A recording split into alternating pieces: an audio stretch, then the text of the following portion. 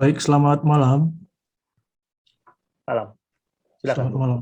Ya, Horas Samang, terima kasih atas uraiannya kepada Amang Sitorus. Tadi saya mencatat sedikit, ada beberapa hal ini, ada 2 poin yang ingin saya tanyakan. Yang pertama, saya baru tercerahkan ini bahwa ternyata itu pertanyaan transendental ya, Amang, bukan pertanyaan epistemologis. Nah, saya ingin bertanya, kenapakah Immanuel Kant menjadikan itu atau memilih untuk menelusuri pertanyaan transendental? Apakah karena dia merasa bahwa pengandaian yang disebut dia bahwa itu sudah pengetahuan sudah terjadi karena rasionalisme dan empirisisme itu memang sudah menjadi atau sudah menemukan dasar pengetahuan. Jadi tidak perlu lagi dia melakukan itu, yang perlu dia lakukan justru adalah hal yang belum dilakukan oleh rasionalisme dan empirisisme, yaitu menemukan struktur pikiran manusia, yaitu ke-12 kategori itu. Apakah itu? Nah, yang kedua, saya agak tergelitik memang mengenai agnostisismenya Immanuel Kant ini. Di dalam pandangan etikanya, saya sejauh yang saya tahu dia cukup ketat, cukup serius untuk menekankan orang untuk melakukan kehendak baik atau maksim tertinggi itu. Tapi tadi ada penjelasan bahwa ritus-ritus dan ibadah-ibadah dia kritik. Nah, saya ini coba berandaian deh, mohon pendapat Amang. Kira-kira bila Bunda Teresa yang begitu baik, katakanlah dia memenuhi unsur-unsur etika Kant ini, sudah meninggal. Kemudian Hitler juga meninggal. Katakanlah dia bertentangan dengan maksim yang tinggi. Kira-kira menurut Kant, mereka ini akan berada di tempat yang sama di surga minum-minum kopi, ataukah mereka akan dipisah? Nah, kalau dia berharap, tentu dia akan berharap diperlakukan secara pantas. Kira-kira diberikanlah tempat yang pantas kepada yang pantas. Terima kasih, Mang Malate. Oke, saya langsung menjawab ya, karena biar bisa menghemat waktu kita ya. Silakan, Pak.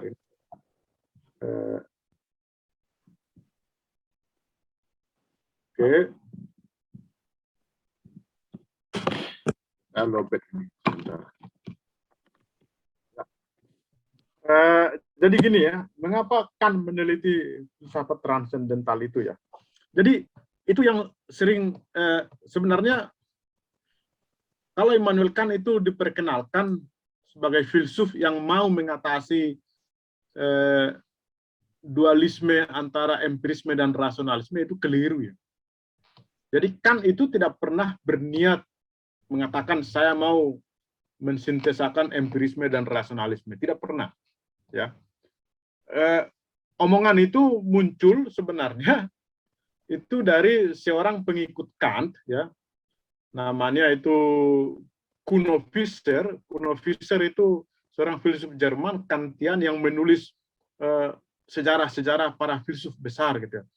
Nah, Kuno Fischer itu berkepentingan untuk memperlihatkan jasa Immanuel Kant, lalu dia mengatakan bahwa Immanuel Kant itu mendamaikan empirisme dan rasionalisme. Ya. Tapi, nah, jadi Kant itu tidak pernah berniat melakukan itu. Yang dia berniat melakukan adalah mau menjelaskan syarat-syarat terjadinya pengetahuan. Memang tanpa dimaksudkan, di situ juga empirisme dan rasionalisme terdamaikan ya, tapi intensi awalnya. Intensi awal dia adalah untuk mencari bagaimana pengetahuan ilmiah itu mungkin ya, seperti yang dijelaskan tadi ya. Jadi dia mengatakan dan itu sebenarnya bermula dari David Hume ya, tadi yang kemarin itu mengenai kausalitas ya. Bagaimana kita tahu sesuatu itu universal dan niscaya sementara pengetahuan kita hanya bertolak dari yang empiris-empiris gitu ya. Nah, pengetahuan kita sendiri, pengalaman itu tidak pernah niscaya dan universal, tapi kok kita bisa gitu ya, kok kita bisa menghasilkan pengetahuan yang bersifat universal dan niscaya sebagaimana terdapat dalam ilmu pengetahuan ya, pernyataan-pernyataan saintifik gitu ya. Nah, oleh karena itu tidak ada jalan lain bahwa yang universal itu dan niscaya itu hanya bisa berasal dari manusia, ya, yang berpikir itu dan bukan dari pengalaman, ya. Itu yang membawa dia untuk tiba pada filsafat transendental itu. Jadi yang diteliti oleh dia adalah struktur a priori pikiran manusia. Kant itu tidak tertarik menjelaskan bagaimana proses terjadinya pengetahuan. David Hume sudah menjelaskan itu, ya. Tidak ada pentingnya itu pertanyaan bagi Kant. Yang ingin dijawabkan adalah bagaimana pengetahuan yang pasti dan niscaya itu mungkin, gitu, ya. Itu sebenarnya yang dikatakan atau mau dijawab oleh Immanuel Kant, ya. Jadi itu yang proyek dia yang pertama, ya, makanya dia tiba pada filsafat transendental itu. Itu alasannya, itu yang membawa dia. Ya. Dan memang secara tanpa dimaksudkan empirisme dan rasionalisme itu tersatukan dalam jawaban dia, gitu, ya. Itu yang pertama. Yang kedua, nah, jadi dalam etika, ya, cuma ini terlalu panjang nanti.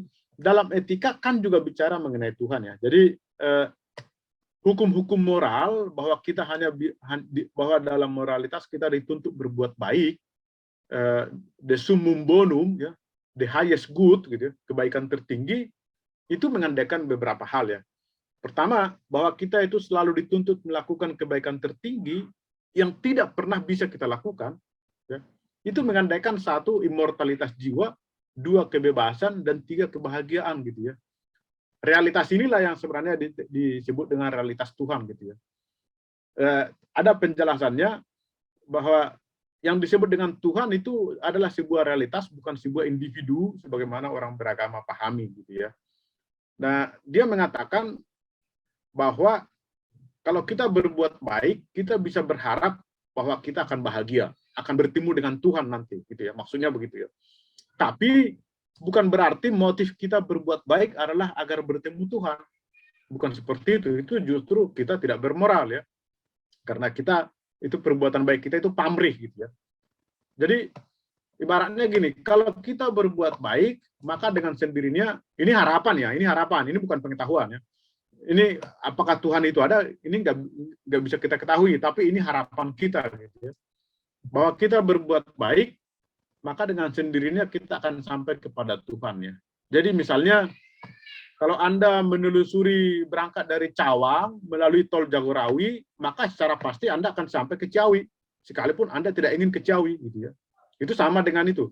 Kalau Anda berbuat baik, ya, maka pasti Anda akan sampai kepada Tuhan, sekalipun Anda tidak berniat untuk ingin mencapai Tuhan, gitu, ya. Kira-kira seperti itu dia, ya. Jadi tapi motif kita berbuat baik jangan agar nanti bertemu Tuhan, jangan. Itu justru kita tidak bermoral menurut Immanuel Kant, ya. Karena itu kita melakukan perbuatan baik dengan pamrih, gitu, ya. Nah, jadi Hitler mungkin tidak akan bertemu Tuhan, realitas Tuhan, ya, karena dia tidak berbuat baik, ya. Bunda Teresa mungkin ya. Tetapi Tuhan di sini tetap. Nah, itu yang harus dikatakan oleh Immanuel Kant. Tuhan di sini bukan pengetahuan, ya. Ini hanya diandaikan semua ini. Ini hanya pengandaian atau postulat, ya. Sesuatu yang diterima kebenarannya, yang lain-lain ini masuk akal, gitu, ya. Kalau itu tidak diterima, maka berbuat baik itu seakan-akan sia-sia saja, gitu, ya. Begitu jawabannya Pak Wadio, ya. Baik, terima kasih Bang Fit. Semoga menjawab, ya, Bung Wadio. Sebelum kita ke Pak Beno, kita ke Bung Mujahidudin. Silakan, Bung Mujahidudin. Ya, makasih moderator, dan makasih kepada Bapak yang telah memberi pencerahan tentang Immanuel Kant. Ada dua hal yang saya ingin tanyakan. Yang pertama, bahwa ini dua hal ini sebenarnya minta klarifikasi penjelasan karena sebelum paham. Yang pertama, aku transendental. Aku transendental itu sementara ini saya menangkapnya sebagai sebuah pengandaian atau titik start atau titik berangkat dari sesuatu, karena segala sesuatu mungkin butuh yang namanya titik start. Nah, titik start ini adalah sebuah pengandaian. Aku transendental inilah kemudian aku adalah sebuah pengandaian. Nah, karena merupakan pengandaian, maka dia bukan pengetahuan, tetapi harus hanya bisa diimani. mungkin hanya bisa diimani tetapi tidak bisa dibuktikan secara empirik atau secara ilmu pengetahuan, tapi harus diimani. Mungkin kaitannya itu dengan tadi transcendental teologi, yang Tuhan itu boleh jadi ada atau tidak, tetapi harus diimani, hanya bisa diimani. Apakah seperti itu?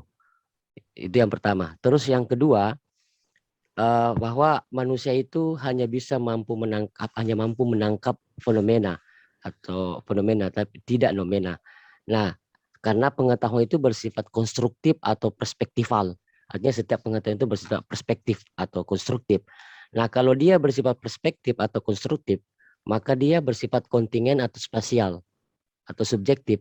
Nah, kalau dia bersifat kontingen atau spasial, maka dia tidak bisa sampai kepada ilmu pengetahuan.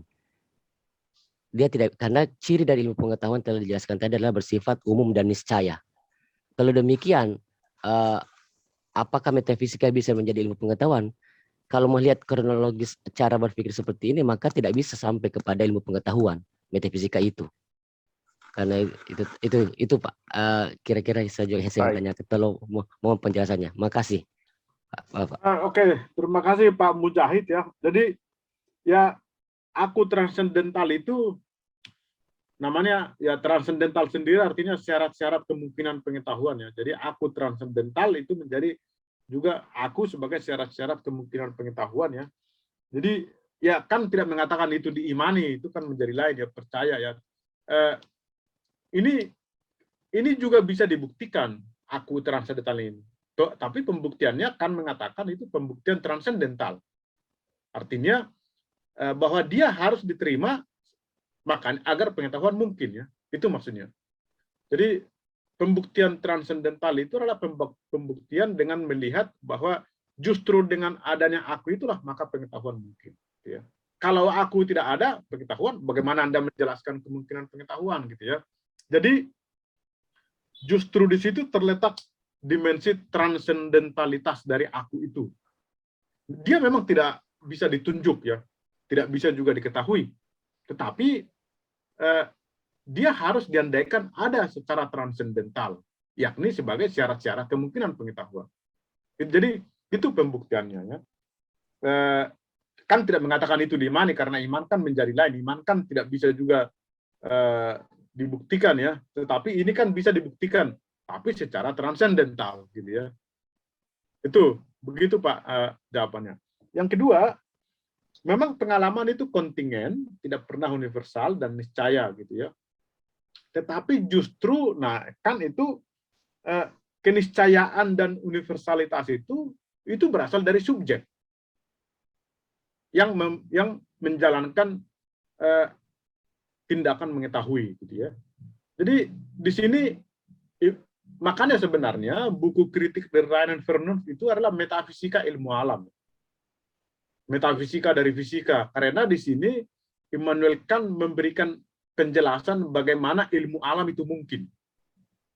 Bagaimana pengetahuan kita mengenai objek-objek empiris itu mungkin. Jadi ini sebenarnya sebuah metafisika ilmu alam, karena dia menjelaskan bagaimana pengetahuan yang universal dan niscaya itu mungkin ya. Nah, jadi kan mengatakan ya, apa yang kita sebut dengan ilmu alam itu sebenarnya adalah hukum-hukum pikiran kita yang kita terapkan kepada alam. Alam itu tidak punya hukum ya. Alam itu tidak pernah menyatakan hukumnya kepada kita. Newton hanya melihat apel jatuh gitu ya. Lalu dari situ dia berpikir ya, lalu menemukan hukum alam, hukum kausalitas dalam pikiran. Jadi yang disebut dengan hukum alam itu sebenarnya menurut Kant itu tidak lain dari hukum-hukum pikiran kita yang kita terapkan kepada alam. Ya, jadi lalu alam itu kita lihat bertindak sesuai dengan hukum kita. Misalnya kausalitas. Ya. Kausalitas kan tidak ada di alam. Kausalitas itu ada dalam pikiran kita. Dan lalu kita melihat alam itu sesuai dengan pikiran kita itu. Gitu ya. Lalu kita menyebut itu hukum alam. Gitu ya. Padahal itu kan sebenarnya hukum pikiran kita sendiri. Ketika kita melihat kaca, batu dilempar kena kaca, lalu kaca pecah. Itu kan peristiwa kronologis, kalau menurut David Hume. Tapi kan itu mengatakan, enggak, itu kausalitas. Tapi kausalitas itu berasal dari pikiran kita, yang kita terapkan kepada alam. Gitu ya. Jadi begitu dia menemukan universalitas dan keniscayaan pengetahuan, sekalipun pengetahuan itu kontingen, tapi karena kita menerapkan hukum-hukum pikiran kita kepada peristiwa alam, maka yang kontingen itu juga niscaya dan universal. Kira-kira begitu Pak Mujahid. Ya. Baik, terima kasih Bung Fitz dan Bung Mujahid. Kita ke Bung Deno Adi Sulistiono sebelum nanti kita ke Bung Denny yang akan mengkonfirmasi tentang Kant dan kaitannya dengan sosialisme komunisme. Silakan Bung Beno.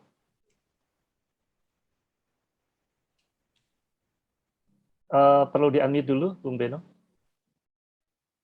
Terima kasih Bung Dimas. Terima kasih Pak Fritz untuk penjelasannya. Ada dua pertanyaan. Yang pertama, pandangan Immanuel Kant sangat berbeda, terutama metafisika dengan filsuf-filsuf sebelumnya. Nah, ini terkait metafisika pendekatan Agustinus dan Santo Aquinas. Dalam bukunya kira-kira kritik yang paling tajam yang dilontarkan Immanuel Kant terhadap dua pujangga gereja itu seperti apa? Atau ada sintesa-sintesa yang mempengaruhi pandangan Immanuel Kant terhadap Tuhan?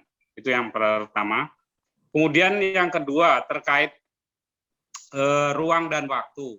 Apakah dalam bukunya Immanuel Kant, saya jujur belum baca, dia ada pemikiran bahwa atau pendekatan bahwa ruang dan waktu itu hanya milik atau melekat pada manusia, tetapi dimensi ruang dan waktu itu menjadi di luar otoritas atau Tuhan tidak terlekat dari ruang dan waktu. Mungkin itu aja. Makasih. Terima kasih Pak Beno ya. Kan itu kritik dia kepada filsuf yang dua yang tadi Bapak sebutkan kepada. Jadi metafisika pada Immanuel Kant itu menarik ya. Jadi metafisika pada Immanuel Kant itu bukan lagi pengetahuan mengenai hal-hal yang supraindrawi. Karena itu tidak mungkin ya. Kita tidak mungkin memiliki pengetahuan mengenai hal-hal yang melampaui indera. Metafisika pada Immanuel Kant itu adalah justru tadi yang a priori itu metafisika.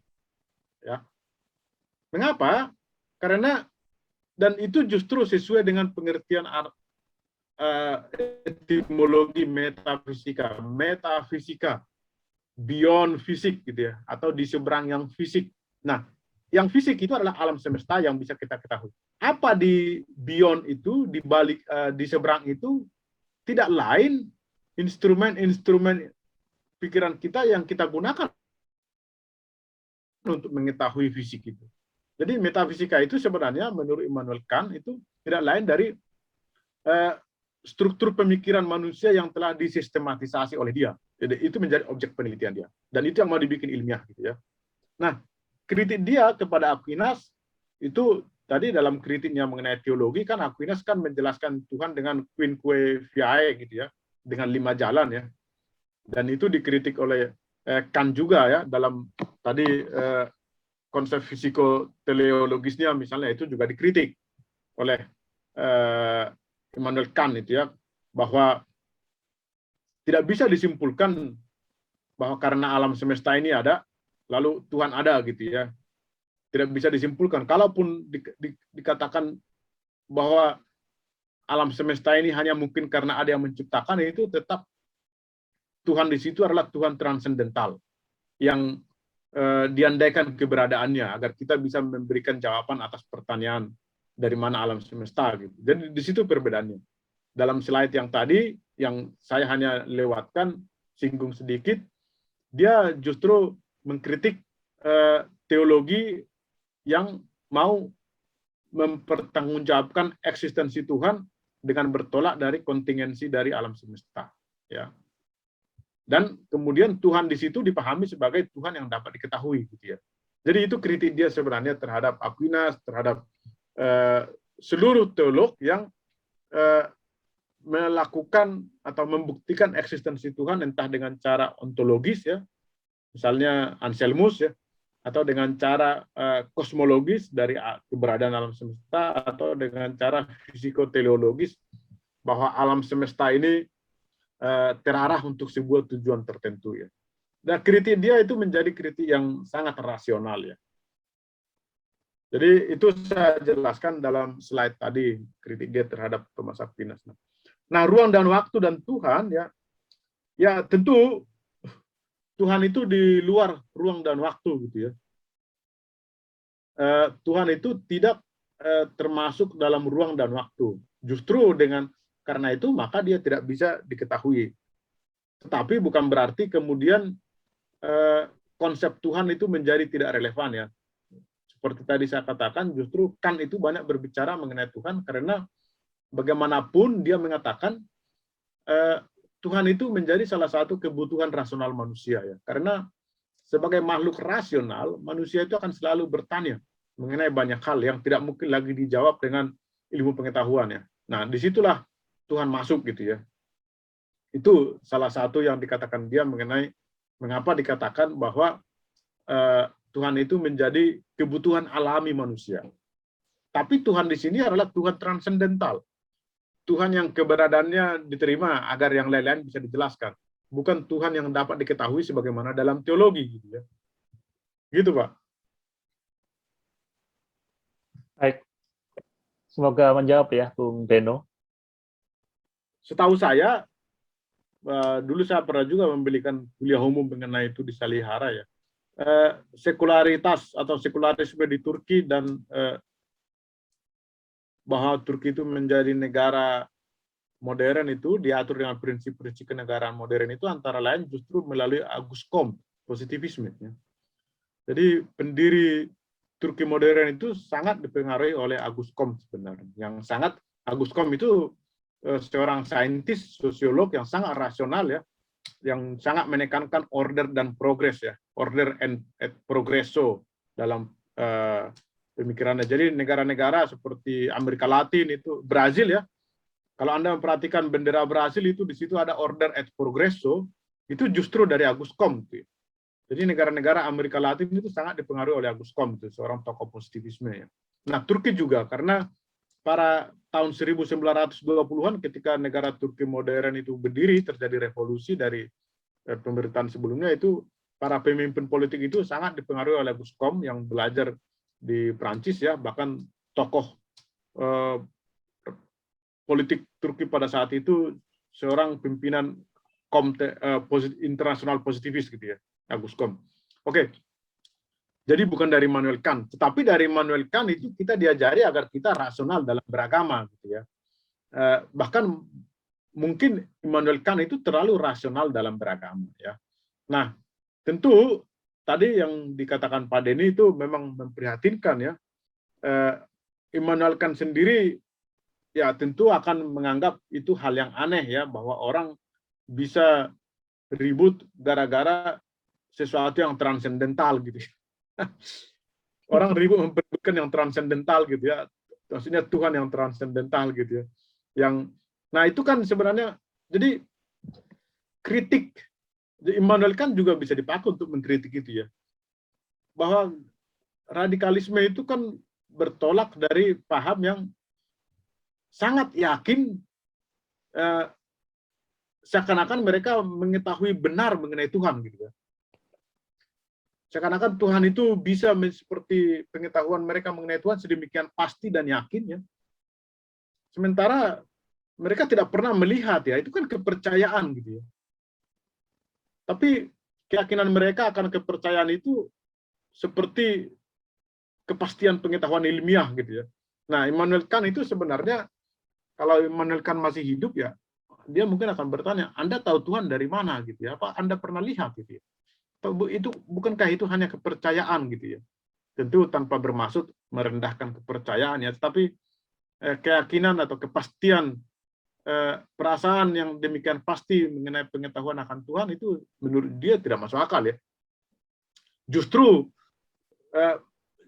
memang Tuhan itu harus menjadi objek kepercayaan dan iman ya. Sebab kalau Tuhan itu bisa diketahui, kita nggak perlu percaya ya. Kalau kita bisa mengetahui Tuhan, kita nggak butuh percaya kepada Tuhan. Misalnya kita mengetahui Bandung itu ibu kota Jawa Barat ya, tidak perlu kita percaya karena kita udah tahu gitu ya. Jadi memang bagus kalau Tuhan tidak perlu kita ketahui, cukup dengan itu kita percaya kepadanya. Itu justru membuat Tuhan pada tempat yang mulia ya. Kalau kita mengetahui Dia buat apa? Saya pikir itu. Jadi dalam konteks Immanuel Kant ya, dia mengajarkan kita untuk sebenarnya lebih rendah hati dalam beragama ya. Lebih rendah hati juga dalam berbicara mengenai Tuhan, karena relasi kita semua kepada Tuhan sebenarnya sama ya, artinya kita sama-sama tidak tahu ya, kita hanya sama-sama percaya kepada Tuhan sebagai orang beragama gitu ya. Saya pikir gitu Pak Denny ya. Ya, baik. Terima kasih Bang Fitz. Semoga menjawab Bung Denny ya. Memang ada kesalahpahaman di dalam memahami Kant di antara para akademisi di Indonesia, mungkin Bang Fitz ya. Saya sendiri pernah membaca seorang teolog atau filsuf teolog Indonesia yang mengatakan bahwa Immanuel Kant secara iman sangat tidak beres begitu ya. Padahal Kant sendiri adalah seorang yang saleh dan ingin mengajarkan kerendahan hatian di dalam beragama. Terima kasih Bang Fitz untuk pencerahannya. Kita ke Pak Wimpy Salim. Silakan Pak Wimpy. Bisa di-unmute terlebih dahulu Pak Wimpy. Ya. Terima kasih Pak Sitorus untuk penjelasannya tentang Kant. Pak, pertanyaan saya, apakah selama ini ada yang membicarakan tentang pengetahuan itu sebenarnya kalau menurut Kant dari metafisika ke a priori terus kepada pribadi, pikiran, kemudian kepada pribadi yang transendental, kedua kesadaran diri, dan itu dianggap yang paling tinggi. Terus kalau tersimpan di situ saja tidak diungkapkan dalam kata-kata, itu bagaimana menjadi pengetahuan? Ada yang bicara tentang begini nggak Pak ya, tentang hal ini nggak? Yang menjadi kata-kata itu yang baik secara verbal ataupun secara literal gitu. Itu pertanyaan saya Pak. Makasih. Terima kasih Pak Wimpy ya. Jadi Immanuel Kant itu jelas mengatakan bahwa pengetahuan itu terungkap dalam judgment ya, putusan ya, Urteil dalam bahasa Jerman, judgment. Jadi bahwa kita bisa mengatakan ini komputer sekarang udah malam, itu kan hasil kerja dari yang tadi itu ya. Kita dengan ruang dan waktu persepsi bahwa ini ada sebuah benda seperti ini ya, lalu pengetahuan itu terekspresikan dalam putusan ya. Dan hanya putusan judgment yang mengekspresikan pengetahuan itu yang bisa salah ya.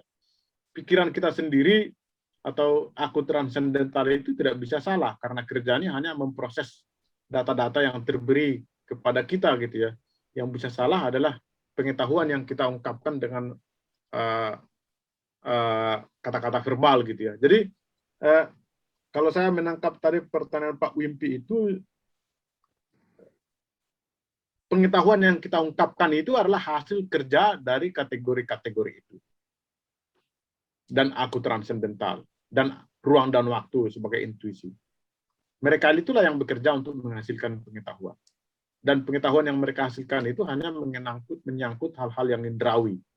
Yang supra-indrawi mereka tidak mampu. Gitu ya. Itu tidak mungkin kita memiliki pengetahuan mengenai jiwa, mengenai kebebasan, mengenai Tuhan ya. Itu tidak mungkin ya. Itu hanya diandaikan saja agar kita bisa menjawab pertanyaan-pertanyaan yang berkaitan dengan hal itu. Kira-kira seperti itu Pak Wimpy ya. Jadi pengetahuan yang kita ungkapkan itu dan pengetahuan itu selalu terungkap dalam bentuk statement atau pernyataan. Ya. Adalah hasil kerja dari pikiran-pikiran itu ya. Tetapi pikiran-pikiran itu sendiri tidak mungkin dijadikan objek pengetahuan. Justru di situ dia harus diterima dimensi transendentalnya ya, sebagaimana tadi saya jelaskan. Syarat-syarat pengetahuan tidak mungkin dijadikan objek pengetahuan. Lawang mereka sendiri yang memungkinkan pengetahuan kok gitu. Nah, tapi kita bisa melihat atau membuktikan keberadaan mereka secara transendental, yakni bahwa berkat mereka lah pengetahuan jadi mungkin, gitu ya. Begitu Pak Wimpi ya. Jadi artinya kata-kata bukan juga termasuk salah satu syarat pengetahuannya. Tidak, dia tidak Ataupun mengatakan. ataupun Kata-kata atau ya. hanya suatu wujud pernyataan, satu statement tentang pengetahuan yang dia dapat saja, yang diperoleh manusia begitu. Karena kata-kata kan bahasa ya, dan bahasa kita bisa menggunakan bahasa yang berbeda-beda ya. Bahasa Indonesia, bahasa Inggris, bahasa Jerman, bahasa apa gitu. Itu bahasa itu tidak ada dalam pikiran kita, itu hasil pembelajaran ya. Pembelajaran ya. Yang kita gunakan untuk mengungkapkan pengetahuan kita. Baik. Semoga menjawab Pak Wimpi Oke, Salim. Pak. Terima kasih. Terima kasih Bang Fitz. Kita ke penanya terakhir untuk malam hari ini, ada Pak Sugeng yang ada di Jogja. Silakan Pak Sugeng. Terima kasih Mas Dimas, dan terima kasih Bang Sitorus. Terima kasih atas pencerahannya. Yang ingin saya tanyakan mengenai struktur a priori dalam kepala kita sebagai syarat-syarat mungkin untuk kita tahu, khususnya mengenai ruang dan waktu. Bagaimana kalau pandangan Kan kalau melihat ada yang disebut dengan, kalau pemikir lain mengatakan ada ruang yang suci ya. Mekah itu ruang suci ya, secara geografis juga dipertahankan sebagai ruang yang suci. Dan juga ada waktu juga ada waktu yang suci. Kan mengatakan bahwa ruang itu bukan empiris. Tapi di satu pihak juga tadi pesan saya tadi keliru bahwa ruang itu juga empiris gitu. Jadi misalkan posisi Tuhan itu di dalam ruang dan waktu itu, Tuhan itu tidak empiris karena tidak empiris juga dia termasuk di dalam ruang dan waktu sebagaimana dikatakan oleh Kan sendiri. Clear ya? Bagaimana memahami itu? Dan pertama, bagaimana memahami ada istilah ruang suci, waktu yang suci, dan juga ruang menurut Kan adalah bukan empiris. Dan Tuhan memang bukan di dalam ruang dan waktu, dan memang juga Tuhan juga tidak empiris. Bagaimana itu dipahami? Nah, oke. Terima kasih Pak Sugeng ya. Nah, mengenai konsep ruang suci dan waktu suci, tentu itu adalah konsep-konsep ciptaan ya, yang itu juga tergantung kepercayaan ya. Karena itu tidak bisa dibuktikan ya, tidak bisa dibuktikan secara objektif gitu ya. Kalau menurut kita, menurut yang satu ruang itu suci, menurut yang lain mungkin tidak ya. Itu kan sebuah konsep belief ya, kepercayaan ya, bukan konsep yang objektif ya. Sebagaimana ruang yang kita bicarakan tadi gitu ya. Kita bisa misalnya melihat ya, apa buktinya bahwa ruang itu suci? Apa buktinya bahwa ruang itu waktu itu suci? Itu kan jatuh kepada subjektivitas ya. Tapi bahwa konsep ruang dan waktu pada Kant itu ada argumen rasionalnya gitu. Yang tadi setelah saya katakan bahwa mengapa kita mampu menggunakan kategori-kategori ruang dalam omongan kita gitu ya, bahwa misalnya sekarang ini udah malam ya, bahwa tadi saya melihat ada mobil berjalan cepat gitu ya, itu kan kategori-kategori waktu ya, atau bahwa rumah ini besar, jalan ini lebar, tinggi, itu mengapa kita mampu mengatakan itu gitu ya. Dan semua itu adalah kategori ruang ya. Nah, secara logis itu karena kita sudah punya konsep ruang di sini dalam kepala kita. Itu kira-kira seperti itu alasannya Pak. Jadi Kan itu berfilsafat dengan sangat ketat dan sangat argumentatif ya, sehingga konsep-konsepnya itu sangat meyakinkan. Jadi waktu juga seperti itu ya. Mengapa kita mampu menggunakan kategori-kategori waktu dalam pembicaraan kita, itu karena kita sudah memiliki konsep waktu dalam kepala kita gitu ya. Demikian juga kategori-kategori itu. Jadi ini sebuah filsafat ya transendental ya. kalau otak kita dibelah, pasti kategori-kategori itu tidak ada ya. Ruang itu juga tidak ada, waktu itu juga tidak ada gitu. Tapi di situ justru letak transendentalitasnya ya. Itu harus diandaikan ada, bahwa pikiran kita bekerja dengan kategori-kategori itu, makanya kita bisa memiliki pengetahuan mengenai objek-objek empiris ya. Kalau kategori itu tidak ada, lalu bagaimana kita menjelaskan proses terjadinya pengetahuan, syarat kemungkinan pengetahuan ya. Nah, itu artinya transendental. Sesuatu yang harus diterima ada, ya, sekalipun tidak bisa dibuktikan secara metafisik atau fisik, tanpa sebagai syarat-syarat kemungkinan pengetahuan. Nah, Tuhan sendiri itu ya tentu itu di luar waktu ya, dan juga di luar ruang ya. Karena itu dia tidak bisa diindra atau dilihat ya. Makanya dia menjadi objek kepercayaan atau iman belaka gitu. Hegel yang minggu depan mengatakan Tuhan itu di luar sekaligus di dalam waktu gitu ya. Jadi Tuhan itu imanen sekaligus transenden gitu ya. Dia ada di dunia ini sekaligus tidak ada di dunia ini gitu. Nah, Hegel yang kemudian mengkritik Immanuel Kant dalam hal itu. Karena itu menurut Hegel Tuhan itu dapat diketahui gitu ya. Menurut Kant Tuhan itu nggak dapat diketahui. Dia hanya sebuah postulat, sesuatu yang keberadaannya diandaikan agar kita bisa menjelaskan hal-hal lain gitu ya. Seperti itu Pak Sugeng ya. Semoga bisa menjawab ya.